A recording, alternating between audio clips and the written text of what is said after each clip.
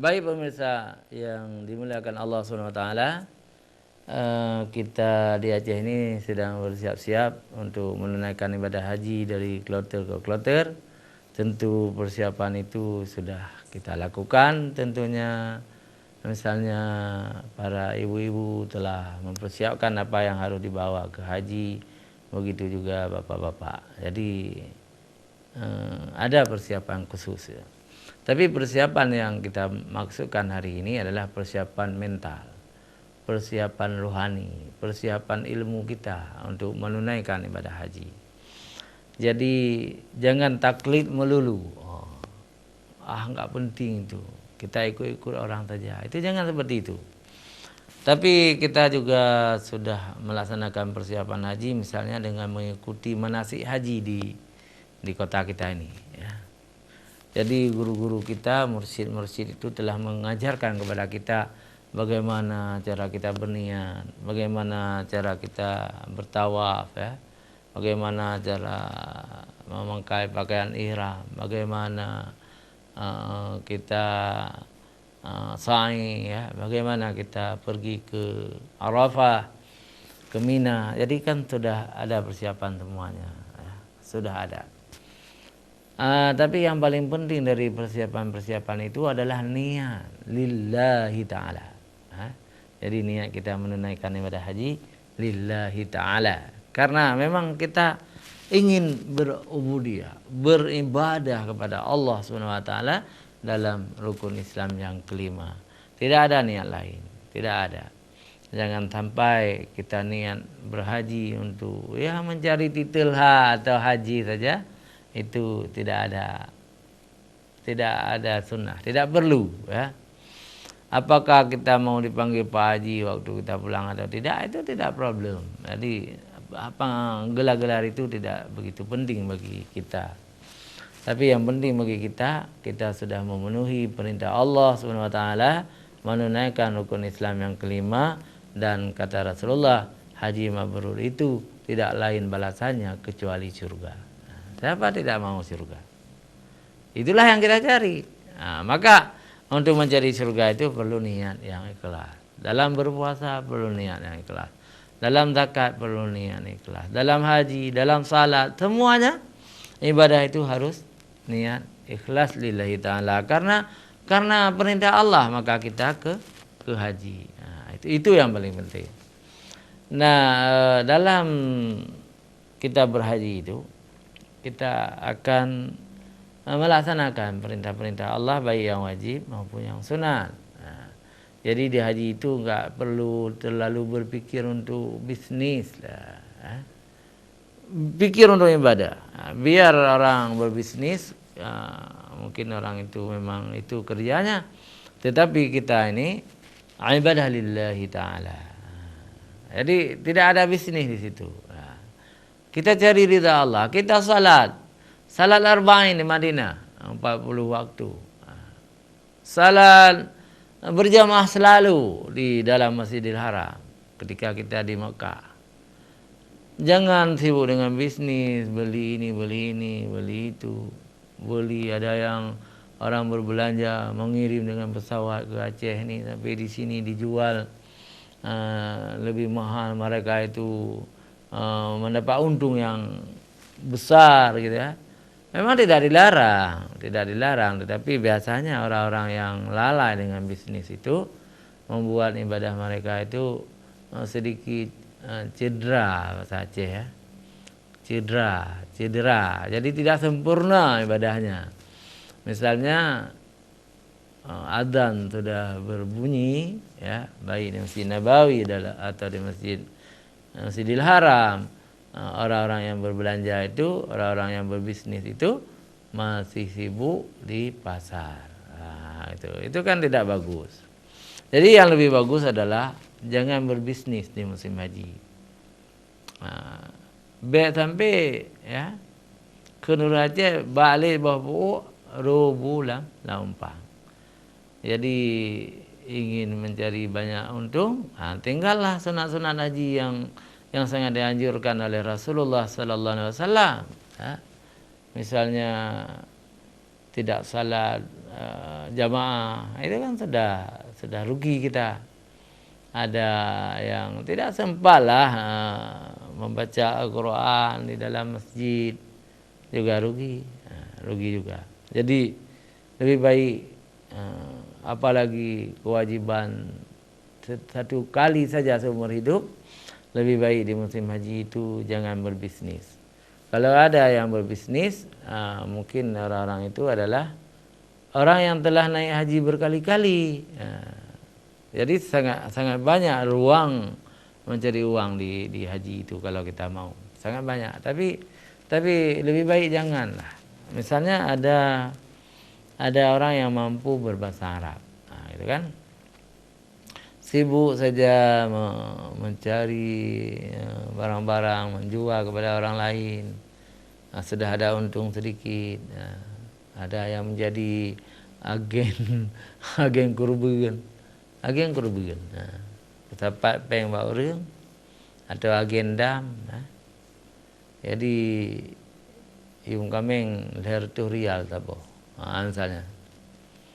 Jadi orang itu membeli 250 rial. Sudah ada untung 50 rial. Dan kambing itu banyak sekali, unta itu banyak sekali. Jadi ada orang-orang yang berbisnis di musim haji membawa untung yang sangat banyak. Kalau mahasiswa yang sedang menuntut ilmu di Mekah atau di Madinah, mungkin mereka itu wajarlah mereka mencari rezeki untuk kuliah mereka selanjutnya. Tetapi kita di Aceh ini baru sekali naik haji, untuk apa kita terjun ke bisnis di Mekah? Enggak usah lah. Fokuskan diri menjadi orang-orang yang dekat sekali dengan Allah, selalu mengingat Allah. Jangan pikirkan bisnis di tanah suci. Itu yang paling afdal. Yang paling afdal. Jaga kesehatan. Jangan sampai kita sakit, apalagi di tanah suci itu udaranya sangat panas. Apalagi musim-musim panas, tambah lagi memang panas. Jadi lebih baiklah kita di dalam masjid saja, bukan pergi ke mana-mana. Kalau sekedar wisata sudah diberi kesempatan, boleh kita wisata. Tapi jangan tiap hari wisata. Bagi-bagilah, pergi aja yang kepada tempat-tempat yang penting. Jangan setiap pelosok Madinah, setiap pelosok Mekah, wisata terus, sehingga salat jamaah tidak terlaksana. Itu rugi, ya, rugi sekali. Nah, jadi berdoa semayang jamaah di Aceh ini berdoa, di mana berdoa, hantar jauh masjid. Yang kaya haji kan, terus gede berdoa cik. Jadi kalau ingin jadi haji mabrur, jadi salatlah jamaah di Masjidil Haram, di Masjid Nabawi, ya. InsyaAllah pulang ke sini nanti juga menjadi orang-orang yang suka atau senang salat berjamaah. Pemirsa TV yang dirahmati Allah, kalau ada yang ingin SMS silakan. Sudah kita tampilkan nomor WA, nomor SMS 0813 60 25 6228. Kami ulangi 0813 60 25 6228. Jadi kita lihat dulu, sudah ada yang bertanya, ya. InsyaAllah kita akan menjawab pertanyaan. Iya. Nampaknya sudah ada, alhamdulillah. Dari Ibu Syarifah, di Aceh Besar. Assalamualaikum Ustaz, saya ingin bertanya Ustaz. Naik haji dibawa oleh suami dengan dana dari suami. Sedangkan suami kita tahu Ustaz, beliau belum begitu mahir dalam masalah manasik haji. Bagaimana ini nanti kalau kita di Mekah. Itu inti pertanyaannya tadi cerita. Oh, ini tidak masalah, Bu, ya. Tidak masalah. Yang penting niat lillahi taala. Belum begitu mahir dalam melaksanakan ibadah haji. Mungkin apa doanya belum dihafal mungkin ya. Atau karena belum pernah, tidak masalah. Karena kita naik haji berkelompok-kelompok. Ada regu beberapa orang, mungkin 15 orang. Ada karom nanti. Ya. Ada rombongan ya. Itu lebih banyak lagi sampai 25 orang, 30 orang. Jadi ketika kita naik haji bersama-sama, tawaf bersama-sama, sa'i bersama-sama, Allah akan menerima ibadah kita itu. Jadi tidak apa-apa dalam masalah ini. Yang kedua sudah datang juga dari Bapak Faudi Amin. Bapak Faudi Amin di Banda Aceh. Assalamualaikum warahmatullahi wabarakatuh. Waalaikumsalam. Ustadz, saya ingin bertanya, apakah pesiju haji itu bagian dari rangkaian persiapan haji atau bagaimana? Tolong Ustadz jelaskan. Baik, Ustadz Faudi Amin di Banda Aceh, ya. Pesiju haji itu adat, adat orang Aceh pesiju itu. Jadi orang Aceh semua kan pesiju, ya. Beli mobil baru pesiju, tinggal di rumah baru pesiju, mau naik haji pesiju, mau umrah pesiju, mau kawin pesiju, dan lain-lain pesiju, semuanya itu tidak masalah, sudah menjadi adat istiadat atau rusam masyarakat Aceh. Jadi pesiju haji itu bukan bagian dari ibadah haji. Kalau tidak dipesiju pun, ya, tidak dipesiju pun haji orang itu akan sah. Nah, tapi kalau dipesiju, di balik itu ada hikmahnya. Apa hikmahnya? Di hari pesiju itu tentu datang ke rumahnya teman-temannya, misalnya sahabat-sahabatnya, guru-gurunya, semacam mengucap tahniah kepada yang bersangkutan. Kepada yang bersangkutan itu akan meninggalkan negerinya menuju Mekah Al-Mukarramah. Para ulama di Aceh ini tidak melarang pesiju haji. Silakan saja, silakan yang mau pesiju, silakan. Tapi yang tidak pesiju, orang itu tidak pesiju, tidak ada kegiatan apapun di rumahnya. Tinggal hari H, lalu diantar ke asrama haji. Nah, itu juga boleh. Nah, silakan, tidak apa-apa. Mungkin sangat tergantung bagaimana keyakinan kita, keluarga kita. Kadang-kadang ada orang buatkan duri dulu, dipotong seekor kambing atau dibeli daging, ya, berkilo-kilo. Diundang semua sahabatnya atau anak buahnya, kalau mereka itu pejabat. Jadi rame-rame orang datang ke rumah, makan kuah belangong lagi, seperti pesta lah, ya. Ada acara apa tuh? Bapak Fulan mau naik haji, rame-rame di rumah. Itu pun tidak masalah. Silakan saja, karena dia punya kelebihan sebagai sebagai proklamasi dia, sebagai istihar, ya, sebagai pengumuman bahwa dia mau menunaikan ibadah haji, maka tidak masalah, tidak masalah. Kalau ada kelebihan, buat aja kenduri. Apakah bid'ah? Tidak. Dia ingin mensyukuri karena Allah telah mentakdirkan baginya tahun ini berangkat haji. Apa salahnya dia ingin kenduri sama anak yatim, fakir miskin, kepada teman-temannya.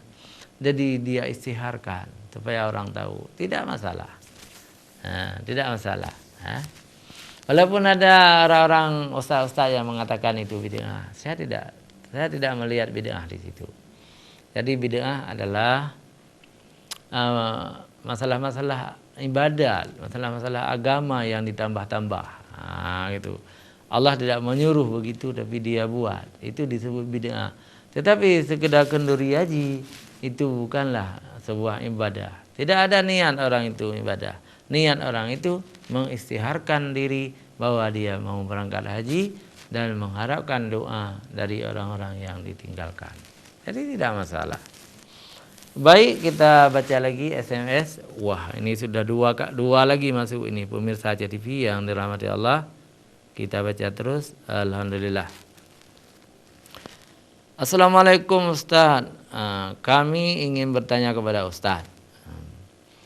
Bagaimana kalau kita naik haji, tetapi kita tidak bisa menghafal doa-doa yang ada di buku itu?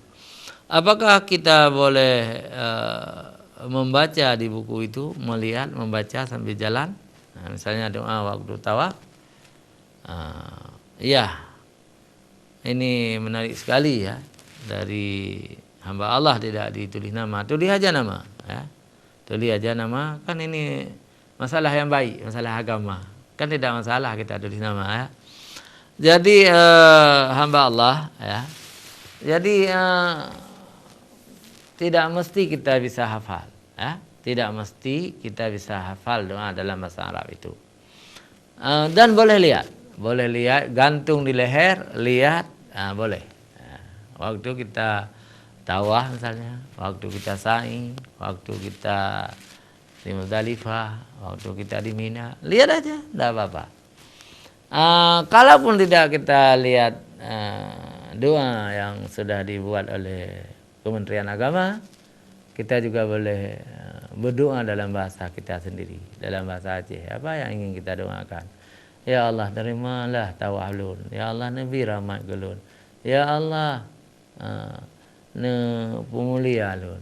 Ya Allah, ne terima ibadah lun, tawaf lun, sa'i lun. Gitu-gitu juga sudah boleh ya.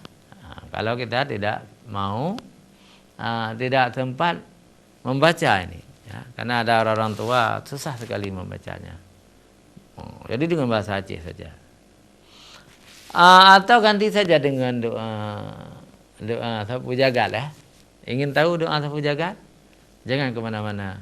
Kita lanjutkan setelah jeda iklan berikut.